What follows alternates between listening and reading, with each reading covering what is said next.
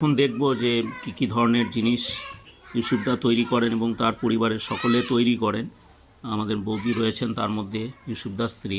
উনি এখন দেখাবেন যে কী ধরনের জিনিস তৈরি হয়। একটু দেখান বৌদি।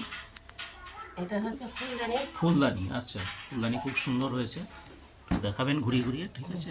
এটা বড় ফুলদানি, এগুলো আপনারা তৈরি করেন? আপনিও তৈরি করেন তো? আমিও তৈরি করি। আচ্ছা, বাহ, খুব সুন্দর কালারটা, খুব কম্বিনেশন, কালার কম্বিনেশন এত সুন্দর হয়েছে। বাহ বাহ। এগুলো পেপার ওয়েট, যেগুলো অফিস টফিসে খুব ভালো ব্যবহার হবে।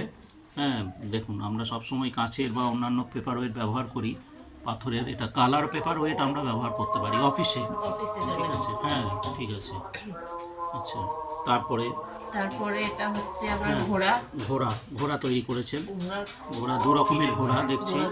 হ্যাঁ হ্যাঁ, টিনের ঘোড়া, ঠিক আছে। তারপরে এটা হচ্ছে আপনার পাখি, বাহ, খুব সুন্দর, ঠিক, পাখি। পাখি। এটা হচ্ছে আপনার অ্যাস্ট্রে। আচ্ছা, অ্যাস্ট্রে, তাই তো? হ্যাঁ, আচ্ছা। এটা হচ্ছে আপনার সিঁদুর কৌটো, বাহ, খুব সুন্দর হয়েছে। মহিলারা, যারা হিন্দু মহিলারা ব্যবহার করতে পারে সিঁদুর কৌটো। সব রকমের জিনিসই, ব্যবহারের সামগ্রীও তৈরি করেন আপনারা, সেটাই ভালো লাগছে। টেপা পুতুল, হ্যাঁ দেখছিলাম যেটা তৈরি হচ্ছিল, টেপা পুতুল, ঠিক, হ্যাঁ। আচ্ছা আচ্ছা এটা হচ্ছে আপনার বাগরোল। আচ্ছা, বাহ, খুব সুন্দর।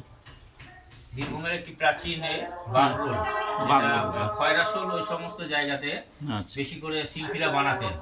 আচ্ছা, বাগরোল খুব প্রাচীন এটা বাগরোলটা। এটা হচ্ছে আমরা বলছি মহেঞ্জোদারো, মিশরের ঘোড়া। মহেঞ্জোদারো, আচ্ছা, বাহ, খুব সুন্দর। ঠিক আছে, আর কি বানান?